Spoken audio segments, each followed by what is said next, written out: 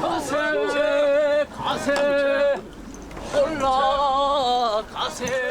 하늘빛이 유난히 푸르던 가을, 우리는 개경을 향해 돛을 올렸습니다. 가족들의 배웅을 받으며 떠나는 뱃길. 다행히 바람도 순하고 물살도 잠잠했습니다. 항해는 이렇듯 순조로운 듯 했지요. 그러던 어느 날 난행량으로 접어들 무렵이었습니다.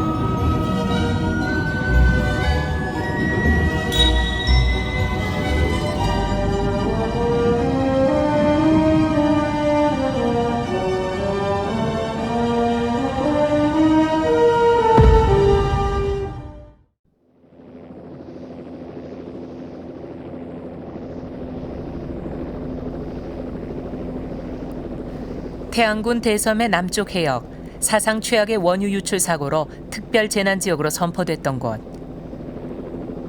사고가 나기 전 이곳에서는 12세기의 것으로 추정되는 청자 유물선이 발견됐다.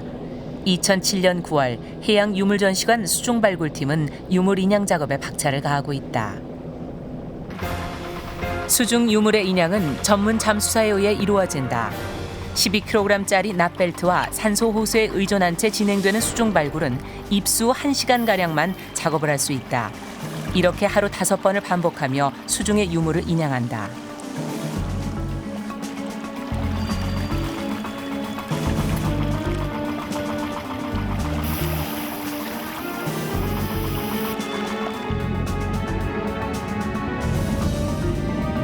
유물이 있는 바닥까지의 수심은 10m가량.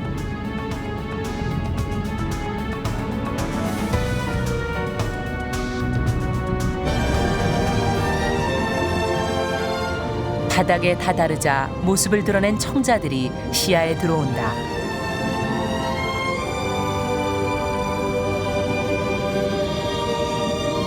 겹겹이 층을 이루며 매장돼 있는 다량의 청자들. 발굴팀은 정해진 구역에 따라 순서대로 청자를 수습하기 시작한다. 매몰된 청자들의 상당수는 완형을 유지하고 있다. 비어있던 바구니 속에 유물들이 채워지자 수면 위로 올려보낼 준비를 한다. 바닷속 시계는 고작 1m 정도. 빛의 투과율이 크게 떨어지는 수중 작업은 수심 10m로 내려오는 녹색광에 의존해야 한다.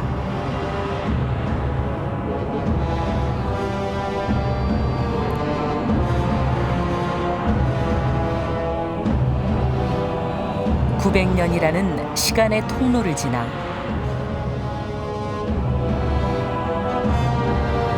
12세기의 고려 청자들은 21세기의 빛을 향해 수면 위로 오른다.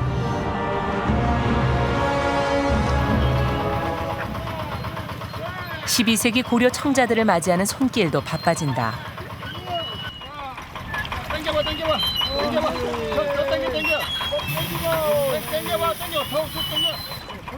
사이사이 갯벌을 머금고 수면 위로 떠오른 유물들은 약 80% 이상은 청자의 형태가 보존돼 있는 완형의 청자들이다. 이거 4개 세트요. 발굴팀의 시선을 제일 먼저 사로잡은 것은 사찰의 승려가 사용하는 식기, 바리대. 색과 무늬 모두 보기 드문 최상급이었다. 야, 이거는 진짜 당초문이 끝내주게 돌아갔네. 발효 때 저희들이 이렇게 그림 그려진 문양은 처음 봤거든요. 이거 보시다시피 여러 세트가 나왔는데 이 세트만이 지금 유일하게 몇 세트만이 아주 잘 이렇게 그림 묘사됐습니다. 이런 이 꽃잎하고 꽃이 잘 묘사됐지 않습니까? 그래서 이게 화연문에 이 음각이 잘 돼 있는 상태를 보여주는 거죠. 발굴된 청자의 대부분은 접시와 대접 등 생활자기들이다. 갯벌의 흙은 청자가 파묻혀 있던 오랜 세월 동안 그 형태와 색을 유지시키는 역할을 했다.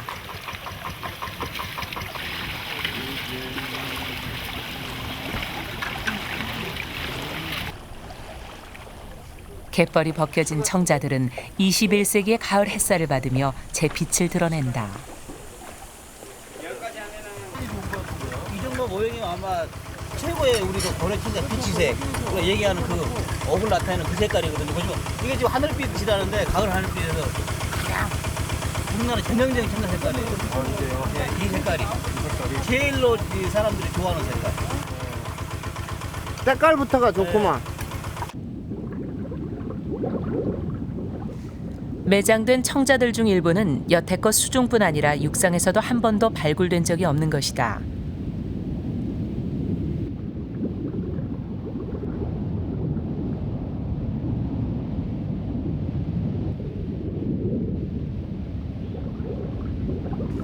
청자의 상당수는 뛰어난 빛깔과 문양을 지니고 있다.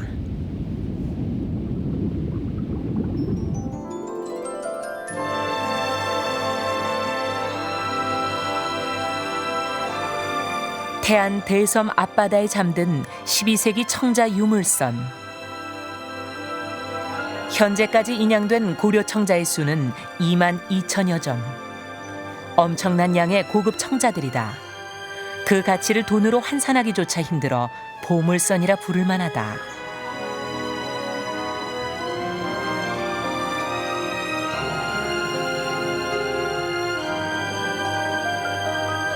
사자의 몸을 통해 입으로 연기가 나오도록 되어 있는 향로는 수염과 이빨이 정교하게 새겨져 있다. 고려시대 사람들의 해학과 미의식을 엿볼 수 있는 이 향로는 이전까지 한 번도 발견된 적이 없는 형태다.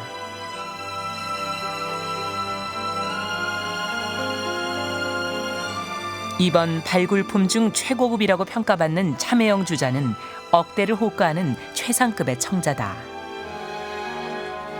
과거 고분에서만 발견된 국보급 주자가 생활자기의 운반선에서 발견된 것이다.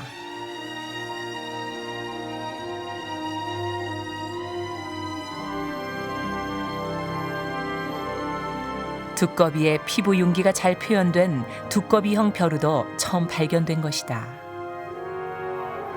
그동안 청자로 제작된 벼루들은 발굴되기도 했지만 검은색의 철화 문양을 섞어 표현한 청자 벼루는 드문 경우다.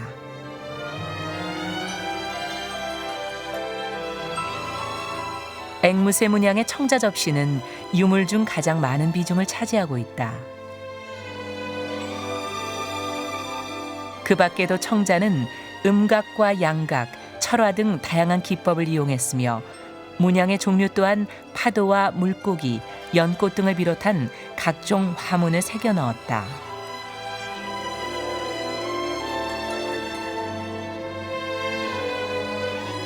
상감 청자가 등장하기 전 순청자의 전성기에 나타나던 청자. 이들은 당시 귀족이나 관청에서 사용하던 최상급의 생활용품으로 추정된다. 이들 대규모의 청자는 12세기 당시 청자를 사용했던 귀족들의 생활상을 반영하고 있다. 지금 여기 바다에서 출토된 청자는 일반적으로 우리가 알고 있는 그 상감이 아닌 순청자에 나타나는 모든 문양을 다 포괄하고 있습니다. 그런데 그 문양이 특히 굉장히 활달하게 변화가 돼가기 시작했습니다. 예를 들어서 이 파도를 타고 가는 물고기 같은 경우도 굉장히 그 파격적인 그런 현대미술과 같은 아주 모던한 미감이 보이는 이러한 새로운 문양들이 등장한다는 게 주목이 되는 상황이고, 어떤 조각의 작품으로서 우리가 인식하기에도 현대 조각과 같이 아주 개성이 강하게 표현되어 있는 이러한 것들이 출토됐다는 사실은 아주 놀랍습니다. 2007년 10월 11일 수많은 언론들이 900년 전의 고려 청자들을 향해 플래시를 터뜨렸다. 기존의 수중 발굴에서 볼 수 없었던 청자들은 시선을 잡기 충분했다.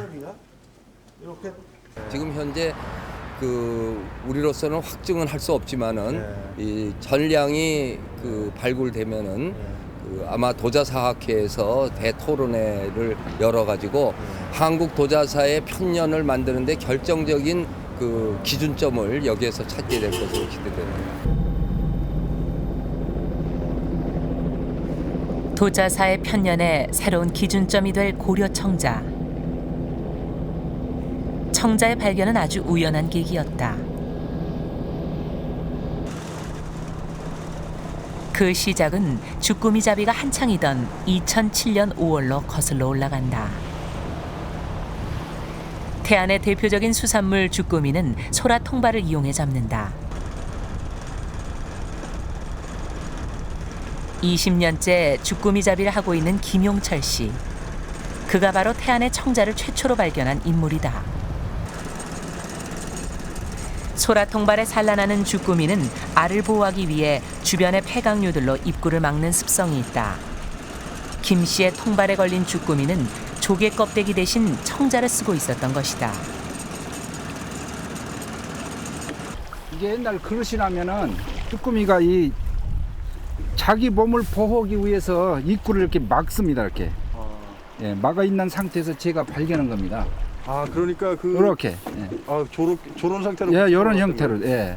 그러니까 그 입구는 저걸로 막혀져 있었던 건가요? 그릇으로? 예, 그릇 대접으로 막혀져 있었죠.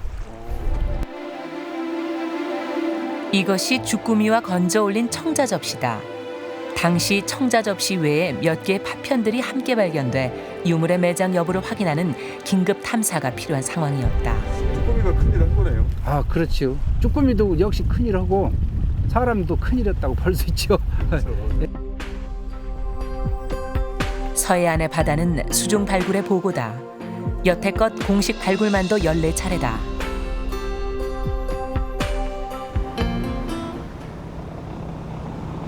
어쩌면 다량의 청자가 매장되어 있을지도 모르는 일이다. 태안 앞바다는 조수가 빠르고 간만에 차가 커 강풍이 불면 선박 침몰 사고가 빈번하게 일어났던 곳이다. 제가 여기서 32년 살았거든요. 그러니까 투백이거든요. 이제 어르신들 얘기 들어보면 이제 세곡선 옛날에 쌀 날르는 배들이 다 침몰하고 다 여기거든요. 여기 앞에. 아, 물발이 근데 네, 물발이 물발 세가지고. 예. 여기 관장량이라고 해서 280m가요. 물살이 지금도 오리가 거기 쓰면 오리발이 부러진다고 그래요. 그만큼 물살이 센 데가 있습니다. 그 관장량이라고 해서 거기를 배가 지나갈 때 많이 좌초됐죠. 그래서 다른 때 기록도 물론 지금 나오는 자기가 12세기 거거든요. 그래서 12세기 이전에도 아마 그런 해난 사고가 있었을 겁니다. 왜냐면 그 굴포를 판 것이 1134년서부터 파기 시작했거든요. 태안반도 서쪽 끝에 아능양. 수많은 배들이 이곳을 통과하다 난파해 난행량이라고 불리던 이름을 안전한 항해를 위해 아능량으로 고쳐 불렀다. 잦은 해난 사고로 고려와 조선시대에 걸쳐 태안반도 길목에는 운하 건설을 시도했다. 남쪽 천수만과 북쪽의 가로림만 사이의 육지에 운하를 뚫어 안전한 길을 만들고자 했던 것이다. 아직도 남아있는 굴포 운하의 흔적은 얼마나 많은 배들이 이곳 태안 앞바다를 지나다 좌초되었는지를 말해주고 있었다.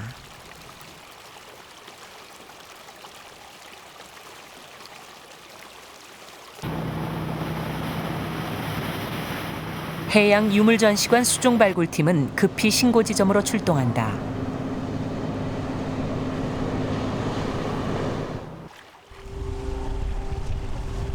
현장에 도착한 발굴팀은 제일 먼저 청자의 매장 여부를 확인하기 위해 수중 음파 탐지기를 투입시킨다.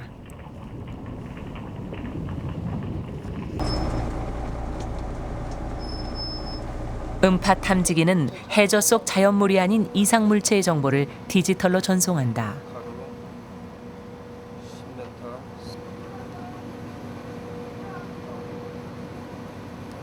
이제 이상물체 지점이 소나에 찍혔었잖아요.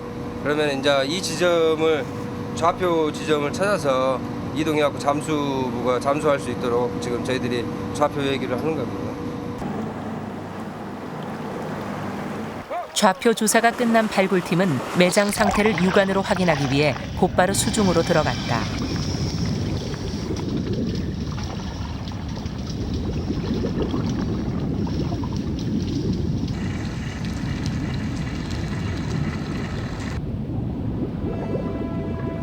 수심 10m가량을 들어간 순간 뭔가를 발견한다.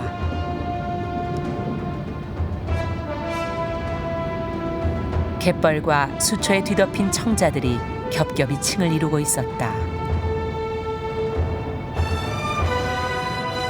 육안으로도 좋기 3층 이상일 것으로 보이는 청자들은 꽤 많은 양이 밖으로 노출되어 있었다.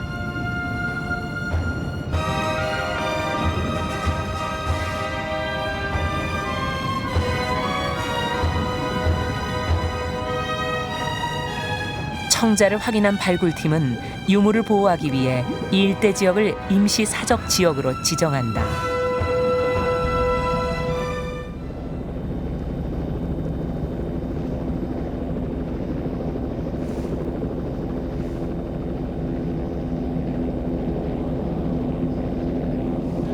긴급 탐사가 실시된 지 한 달 후 본격적인 유물 인양 작업에 앞서 발굴팀은 18일간에 걸친 정밀 조사에 들어갔다.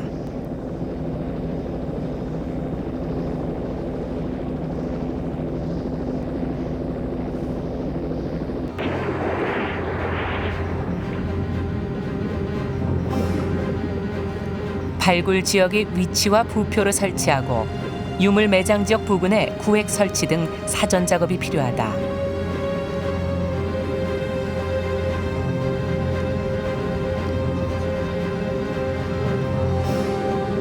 남북 10m, 동서 20m로 그리드를 설치한 다음 다시 가로 세로 1m 간격으로 모두 96개의 그리드를 설치했다. 기존의 수중 발굴의 그리드가 가로 세로 2m를 설치한 데 비해 절반으로 축소한 크기다. 유물의 적재 상황 및 출토 상황을 보다 정밀하게 기록하기 위해서다.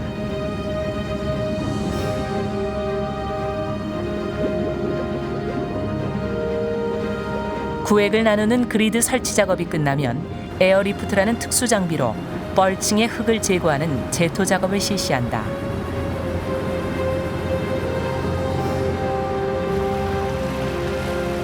강력한 압력으로 갯벌 흙을 빨아들여 수면 위로 쏟아내는 작업을 반복하자 엄청난 양의 청자들이 선명하게 그 모습을 드러냈다.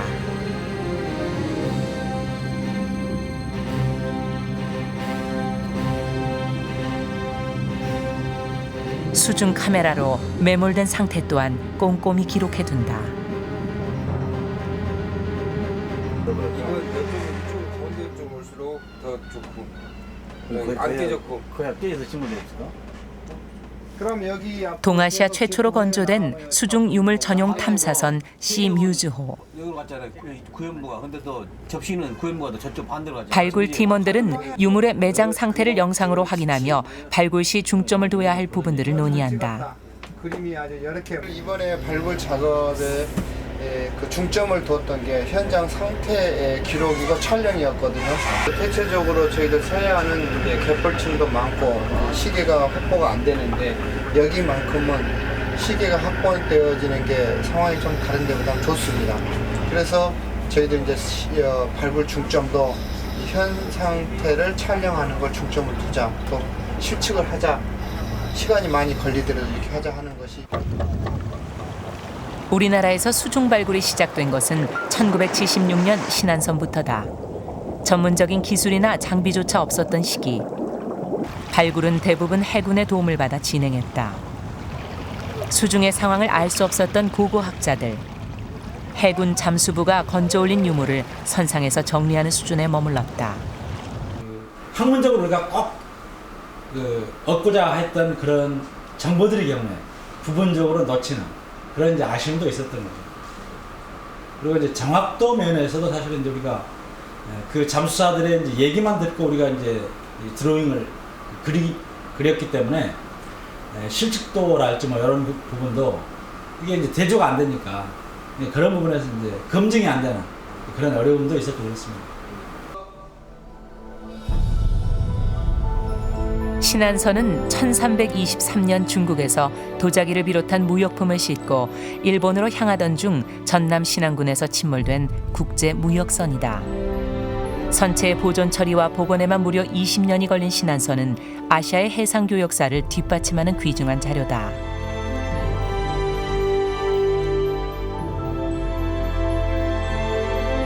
발굴된 2만여 점의 도자기는 세계 최고의 자기 생산지였던 중국의 도자 기술과 그들의 자기를 갈망했던 일본의 교역상을 담고 있었다.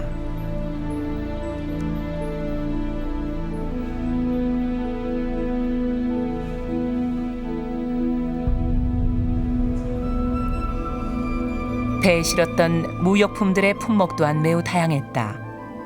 향신료인 후추를 비롯해 고급 가구재인 자단모까지 동서 간의 문물 교류와 사람들의 왕래가 활발하던 14세기 국가 간의 문화 교류와 경제 그리고 생활사를 고스란히 밝혀주고 있다.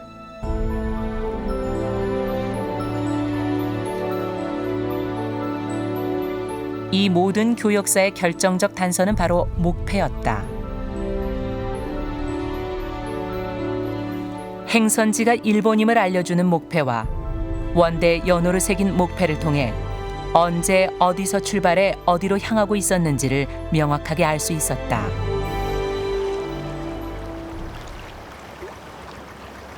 수중 발굴은 한 시대의 경제와 사회는 물론 시대를 살아간 사람들의 생활상을 그대로 보여준다.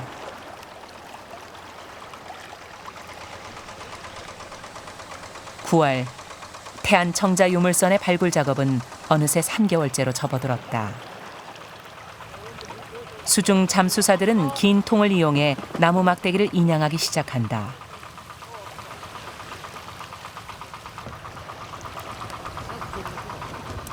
청자를 지탱시켜주던 쐐기목부터 선체에 실렸을 갖가지 나무 파편들이 쏟아진다. 수습한 나무 파편들 하나하나를 꼼꼼하게 살펴본다.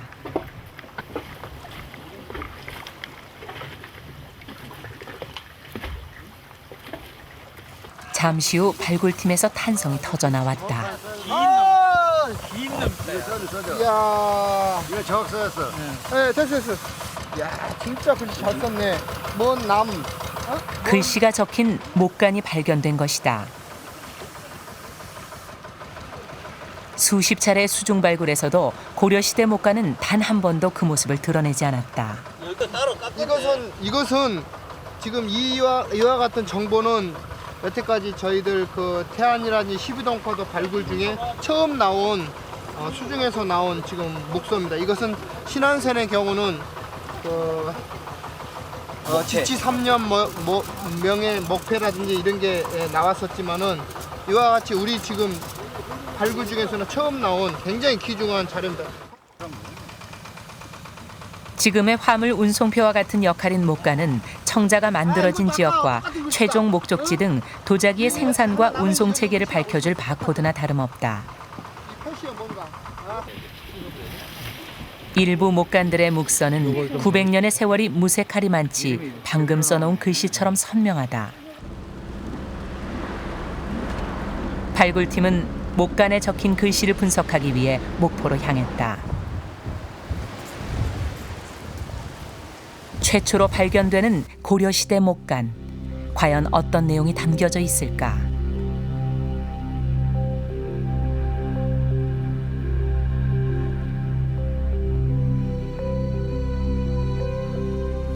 포장을 벗긴 목간들의 파편을 먼저 글자가 연결될 수 있도록 짜 맞춰본다. 일자 쓰는 그 1, 2, 3, 4, 1이요? 한일자의 가진자가 아닐까 제 생각에 그런 것 같습니다. 그럼 이거 맨 마지막에 단위자로 그렇게 같은 글자일 테니까. 단위겠네요. 그러나 묵서의 대부분이 초서체로 쓰여졌고 이두식 표기까지 사용해 해석은 쉽지 않았다.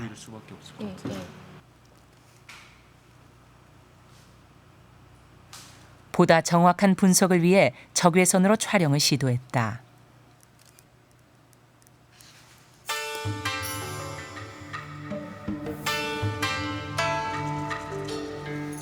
첫 번째 목간은 탐진역 재경 대정 인수료 부 사기 80. 지금의 강진인 탐진에서 개경에 있는 대정 인수에게 사기 80개를 보낸다는 내용이다.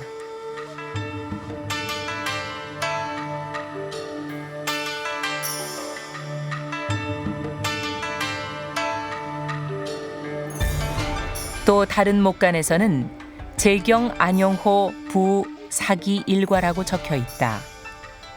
서울에 있는 안용호라는 인물에게 도자기 한 꾸러미를 보낸다는 의미로 해석된다.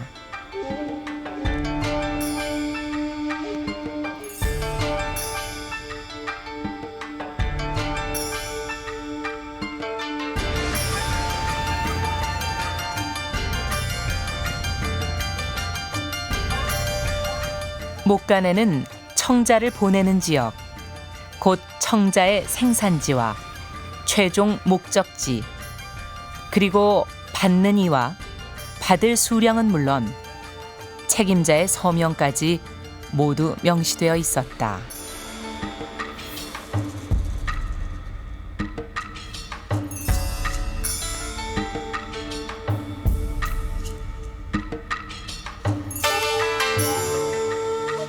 결국 청자는 탐진, 즉 강진에서 서울인 개경으로 향하던 중 태안 앞바다에서 침몰한 것으로 확인됐다. 일단은 저 처음 이 목간이 나왔을 때 흥분했고, 왜냐하면 고려시대 목간 자체가 없었으니까 그런 것이고, 특히 이제 물론 그 청자가 대부분 강진에서 만들어져서 서울로 개경으로 갔다는 건 다 알려진 일이었지만 그거를 그 직접 기록으로 확인된 건 이번이 처음이라고 저는 알고 있습니다. 그래서 그런 점에서 상당히 중요한 의미를 확실하게 가지고 있죠. 그간 도자기의 문양과 기형 등을 근거로 생산지를 추정하고 연대를 작성해왔다. 때문에 도자기 운반이나 유통 과정 등은 연구의 공백으로 남아 있었다.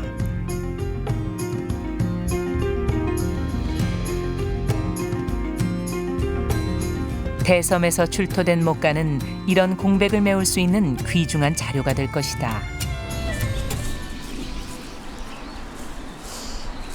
고려시대 손꼽히는 청자 생산지 강진. 이곳에는 고려시대 수많은 가마터가 조성돼 있었다. 국가에 공납하는 도자기를 만들었던 곳, 왕실이나 관청에서 쓰이는 최상품 청자들을 만들어내는 것이 강진의 역할이었다.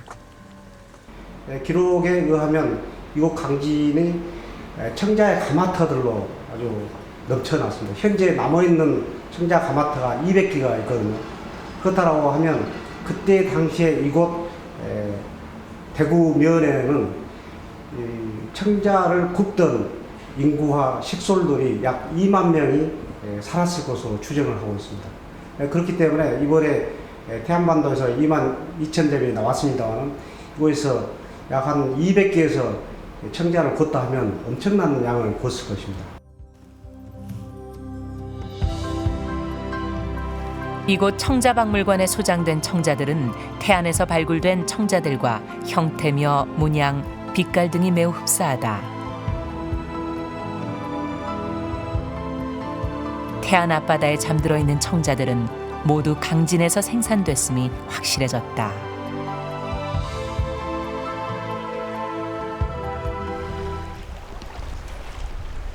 며칠 전 개경의 최대경 댁에서 급한 기별이 왔습니다.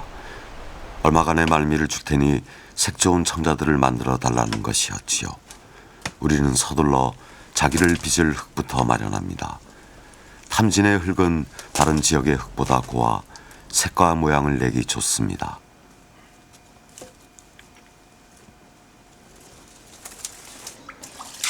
딱딱한 흙덩어리는 곱게 다진 뒤 물에 섞어 체에 걸러냅니다.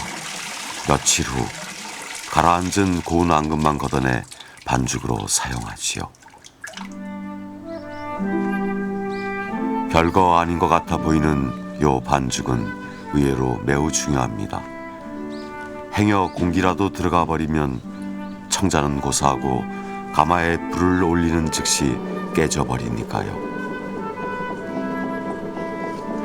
배가 출발하는 시일에 맞추려면 촉박합니다. 주문받은 청자가 2만 점이 넘을 뿐더러 모양을 잡는 것도 까다로워 작업 시간은 2배로 더 걸리니까요.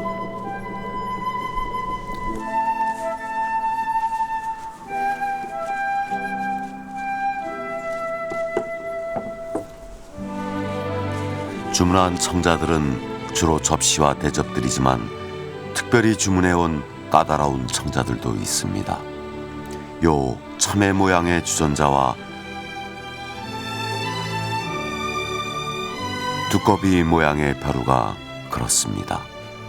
손으로 하나하나 빚어서 만들어야 하기에 모양을 내는 데만 꼬박 이틀이 걸리는 까다로운 작업입니다. 접시에 주로 많이 새기는 앵무새 문양은 몇 해 전부터 대가의 마님들이 즐겨 찾는 단골 품목이지요. 똑같은 문양인 듯하지만 우리는 새의 머리 방향을 좌우로 바꿔 그리며 변화를 주기도 합니다.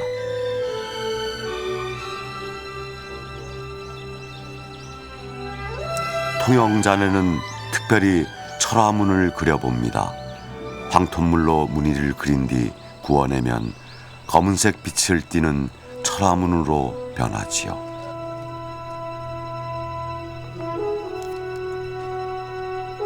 이번 주문에 우리는 양만큼이나 다양한 형태와 문양의 청자들을 만들 예정입니다. 우선 살짝 한번 구워낸 자기들은 유약을 곱게 입혀 한 번 더 굽습니다.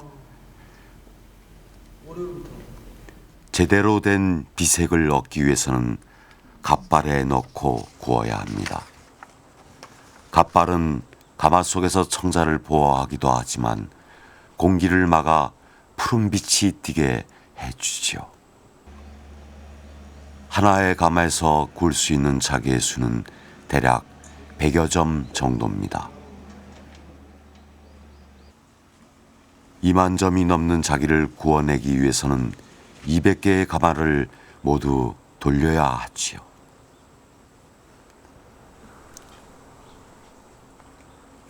다행히 탐지낸 가마의 수가 많은 편이어서 개경에서 부탁했던 시를 얼추 맞출 수 있을 것 같습니다.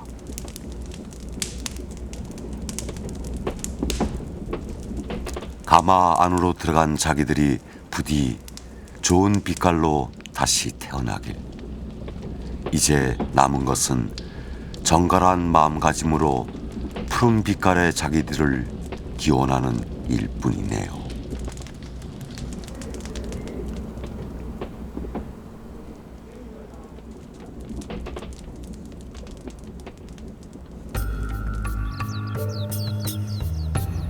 가마에 불이 꺼진 열흘 후 드디어 입구를 개봉하는 날입니다.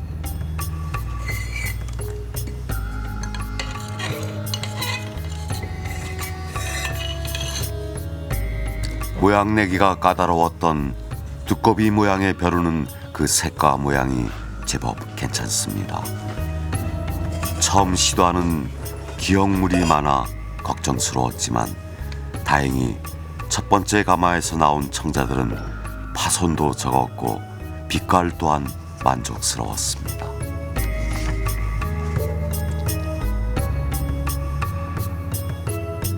검은 꽃잎이 돋보이는 철화문 통영장과 양각으로 새긴 연꽃 무늬이며 앵무 문양도 모두 기대 이상입니다. 개경의 대가에서는 청자들을 보고 어떤 반응을 보일지 벌써부터 기대가 되네요. 완성된 청자들을 배에 싣기 위해 제일 먼저 두툼한 짚을 깝니다. 짚은 깨지기 쉬운 자기들을 보호하기 위한 완충제로 사용합니다.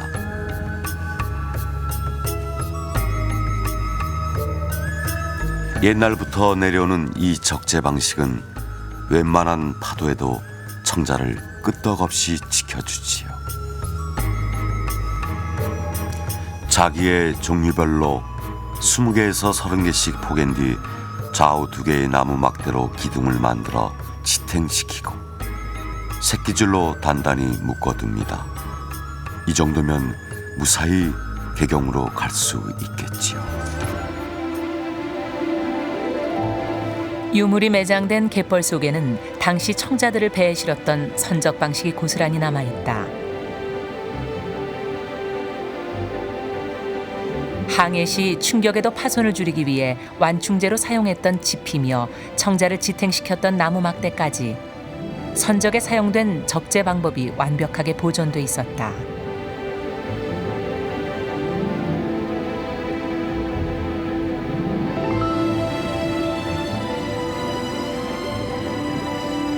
질비한 청자 더미 속에서 발굴팀은 철제 산발이 솥 하나를 발견한다.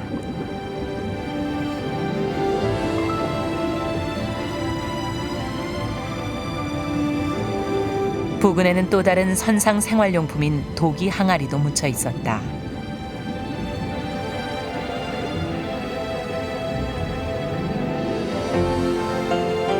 바닥 깊이 박혀 있었던 항아리 속은 갯벌로 가득 채워 있었다. 항아리를 채운 흙은 그 용도를 밝히는 결정적인 단서가 되어줄 수도 있다. 훼손을 줄이기 위해 발굴팀은 수중에서 즉시 포장한다. 항아리는 과연 어떤 용도로 사용됐던 것일까?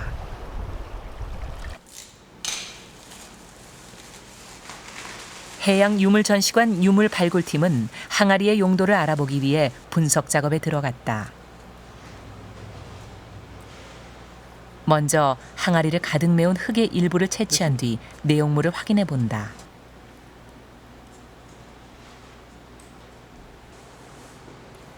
폐각류를 비롯한 갖가지 부속물들 속에서는 재미있는 것이 발견됐다. 바로 다량의 생선가시다.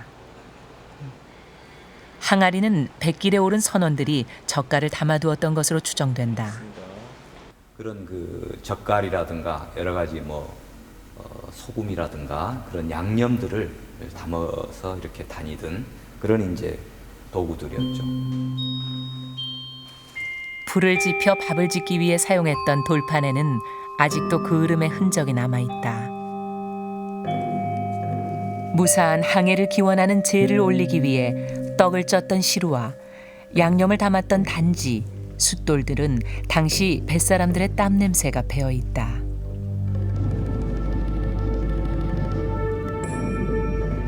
발굴 작업이 중반으로 접어들 무렵 수중에서는 다량의 청자와 선원들을 싣고 항해를 했을 유물선의 선체가 나타났다. 선체의 잔해는 동서 7.7m, 남북 7.3m에 걸쳐 뚜렷하게 남아있다. 배 바깥 부분으로 추측되는 외판을 측정한 결과 폭은 약 40cm, 두께는 6cm가량이었다. 선체의 위치는 침몰 당시의 상황을 알리는 중요한 단서가 된다. 한편 수중 발굴 전용선인 씨뮤즈에서는 수중 카메라가 해저 10m에서 전송한 선체의 모습을 확인한다. 그렇지. 방향이 이쪽으로 가야 된다 이거야 배가. 배가 이렇게 넘어진 거네. 그렇지. 이상하게 한번 돼 있어 배가. 지금 이쪽은 다 노출되어져 버린 부분이거든요. 그래서 더 발굴 작업을 했을 때 어떻게 선체가 매몰되어 있는가를 지금 추정하기는 좀 어렵습니다.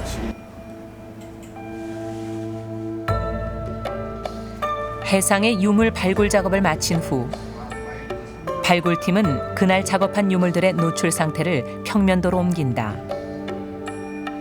매몰된 청자 하나하나의 위치를 모두 재현하는 까다로운 작업이다.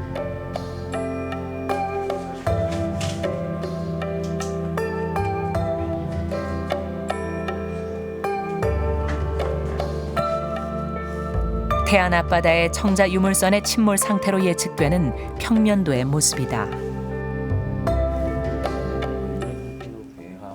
그렇다면 2만여 점의 청자를 싣고 항해하던 유물선은 어떤 모습이었으며 어떤 특징을 가지고 있는 것일까?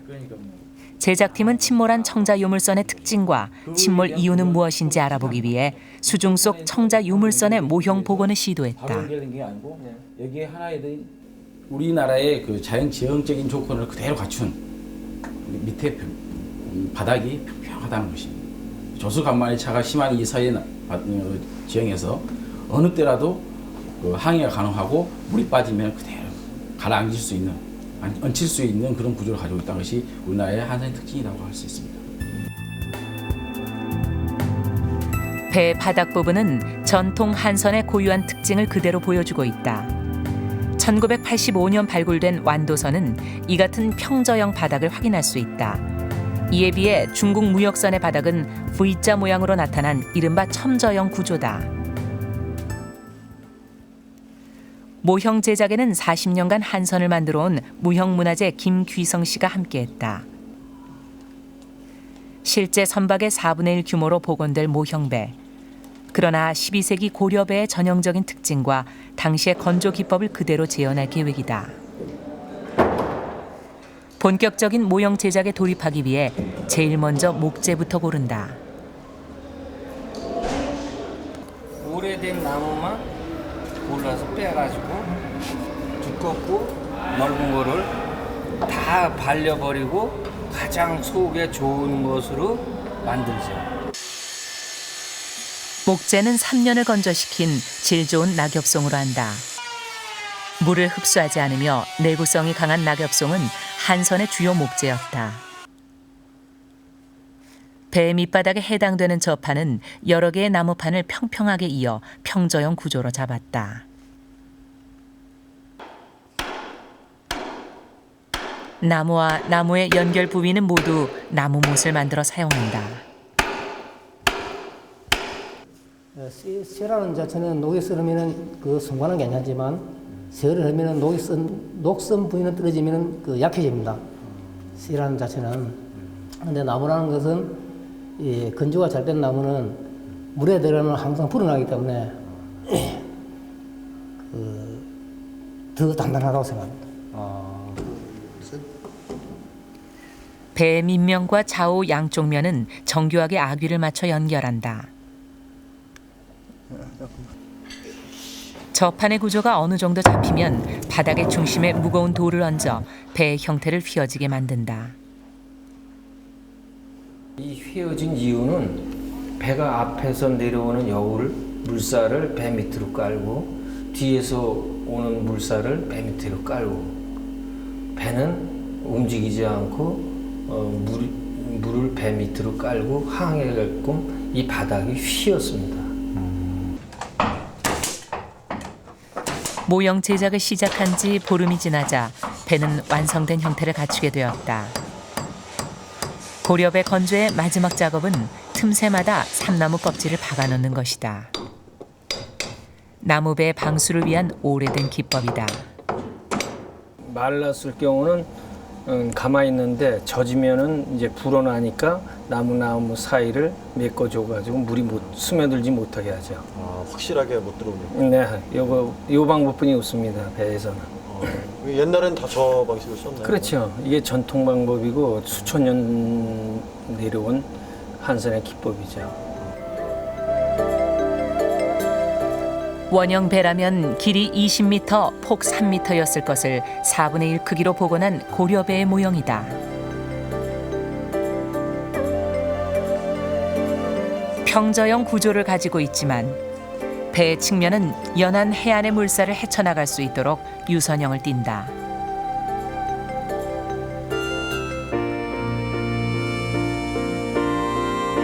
배의 뒷부분은 공작새의 모양을 본떠 신미양까지 담아냈다. 금방이라도 황포도치를 올리고 거친 바다의 물살을 헤치고 나아갈 듯 정교하다. 고려배는 수심이 낮고 물살이 센 연안의 바다를 보다 안전하게 항해할 수 있도록 고려해 제작돼 있었다.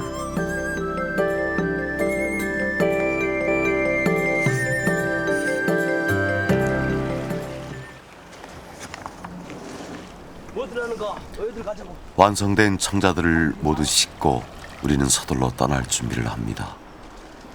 백길에 필요한 물건들도 하나둘 챙겨 실었지요.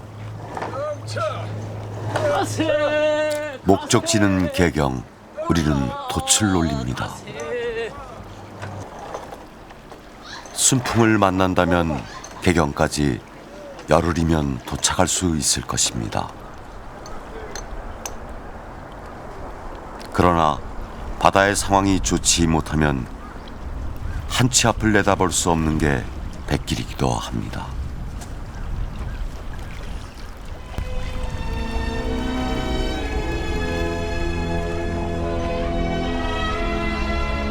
돌아오는 길에는 그토록 갖고 싶다던 아내의 가락지도 어머니의 새 비녀도 사오겠노라 약속했습니다. 우리는 그렇게 저마다의 약속들을 뒤로 하고 긴 항해에 올랐습니다.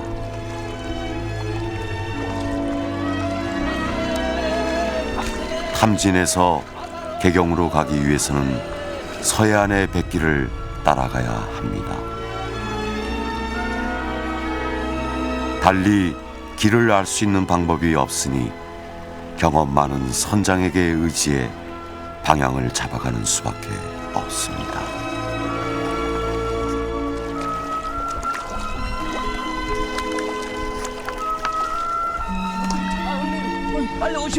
배에서의 끼니들은 직접 불을 지펴 안침밥으로 해결합니다.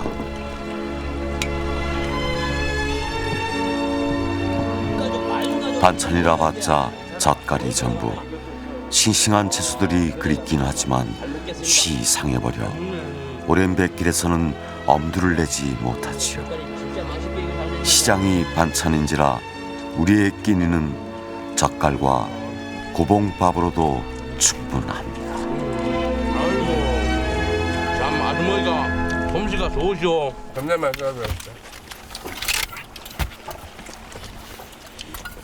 지금 발굴하고 있는 대접으로 밥 한번 먹어봤으면 하는 게 제 소원인데요.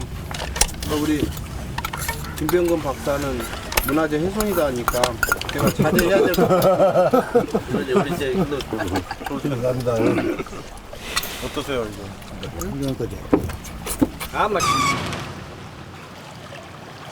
오후가 되자 갑자기 빗줄기가 쏟아지기 시작했다.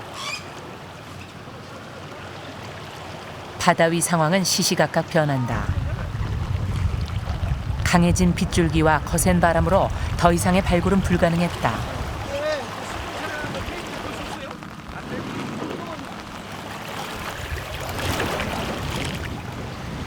조류가 센 바다에 비바람까지 몰아치면 자칫 위험해질 수 있는 상황. 발굴팀은 황급히 바지선을 철수시킨다. 기후와 바다 환경에 많은 영향을 받는 수중 발굴은 파도와 바람의 위험에 노출돼 있다. 당연히 위험하죠. 어떻게 보면은 저희들 목숨을 내놓고 하는 일하고 같습니다. 수중에서 유물 하나하나 인양하는 작업도 힘들지만은 이렇게 기상이 안 도와줬을 때는 더더욱 힘든 것은 또 배는 위험은 배가 더 증가된다고 봅니다. 그렇다면 고려배는 파도에 어느 정도 견딜 수 있었을까? 제작팀은 한국해양연구원에 실험을 의뢰했다. 실제 해상에서 일어나는 파도를 생성시켜 파도를 맞는 고려배의 상황을 재현해 보기로 한다.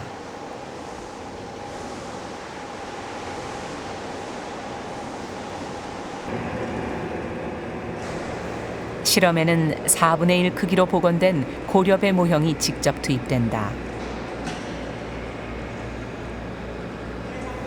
파도 생성기는 배의 크기에 맞춰 조건별로 파도를 생성해낼 것이다. 실제 건조 기법과 똑같은 방식으로 제조한 고려배는 크기를 축소했지만 금방 항해에 나서도 문제없을 만큼 견고하다.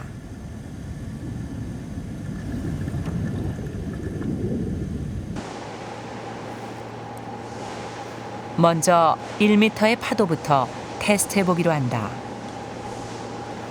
1m의 파도는 바다를 항해하는 배라면 언제든지 만날 수 있는 색이다. 동요는 거의 없었다.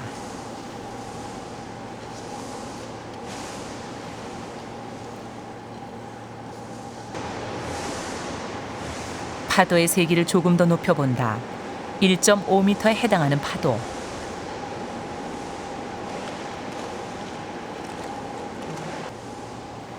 흔들림이 있긴 하지만 균형을 잡는 데는 큰 문제가 없다. 파도를 맞는 배는 비교적 안정적으로 균형을 유지해 나갔다. 이번에는 파도 생성기가 발생할 수 있는 가장 높은 파도를 만들어 보기로 했다.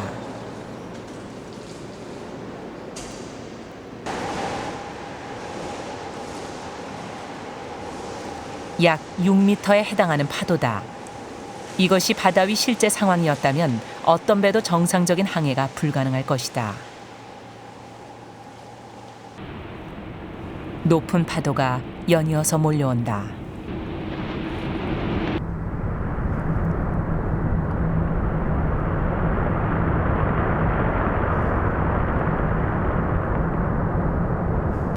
이런 정도의 파도가 한꺼번에 몰려온다면 배는 얼마 지나지 않아 중심을 잃을지도 모른다.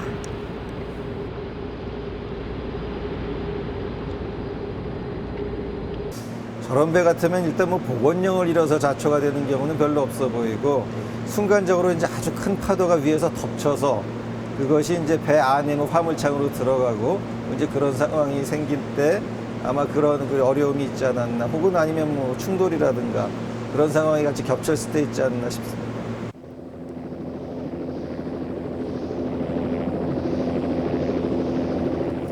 작년 12월 최악의 원유 유출 사고 역시 거센 조류와 높은 파도가 있는 태안 앞바다에서 일어났다.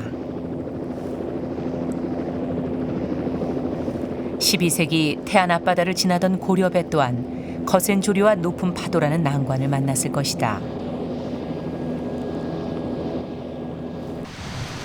그리고 또 다른 복병, 그것은 바로 암초였다. 어두운 밤 해안 곳곳에 숨은 암초는 가장 두려운 존재였을 것이다. 밤 일어나서 제가 틀림없이 암초 그전에 있었는지 언능력 정신이 없다고 가는 거 받쳐버리더라고. 그 받쳐보신 적 있으세요? 우리는 박쳐본 놈은 그렇게는 부서지게 그렇게 박쳐본 일은 없지만은 그냥 가다가 우당탕하냐 그 다음판에 있지. 그래서 언능 때리지 안 하거든. 진행할게. 그러면은 무담들은 박치하고 깨져갖고 우리 배로 건지기라. 배 죽은 놈 많아요.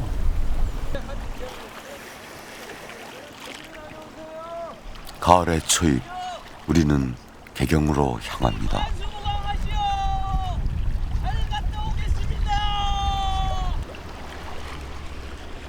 이만점의 청자를 실은 배에 우리의 꿈도 함께 실었습니다. 탐진을 떠나온 지 며칠이 지났을까.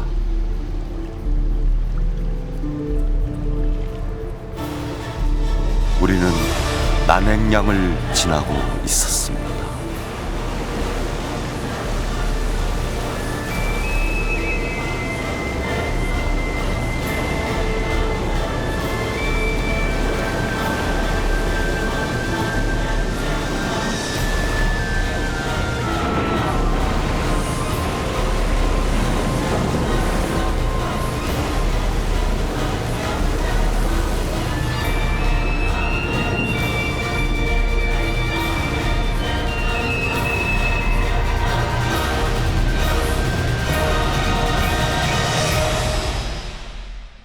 봐라 이거만 거기 있을 텐데. 2007년에 수중 발굴 작업을 마무리하던 11월, 태안 대섬 앞바다의 발굴 바지선 위에서는 조촐한 제가 올려졌다. 국립해양유물전시관 수중 발굴 조사단은 용왕신께 고하나이다. 태안 대섬 수중 발굴 조사에서 인간 여점의 유물과 선박을 조사했는데 침몰 당시 돌아가신 영령께 맑은 술과 과포를 정성껏 마련하여 지난 6개월간의 수중 발굴 기간 동안 큰 사고 없이 유물을 수습할 수 있었던 것에 대한 감사와 900년 전 이곳 태안 앞바다에 침몰된 영령들의 넋을 기리는 제였다. 대단위로 학술적인 발굴이 이루어지는 건 저희들한테 고맙지만은 사실 여기에 아픔의 장소, 우리가 봤을 때 난파선이라는 것을 발굴하고 조사하게 되는데 난파를 당했던 그 상대방의 입장에 봤을 때는 굉장히 기억에 또 그 주변에 있는 사람들은 전부 다 아픔으로 이게 얼룩진 그런 그런 어떤 상황이 아니었을까 하는 추측도 해봅니다. 많이 드실수록 좋지 뭐. 끊어진 우리 역사의 한 편린을 잊게 해준 태안 청자 보물선. 우리가 살아가고 있는 현재도 언젠가는 과거에 잊혀진 역사가 될 것이다. 과연 그때 우리는 어떤 모습으로 기억될 수 있을까?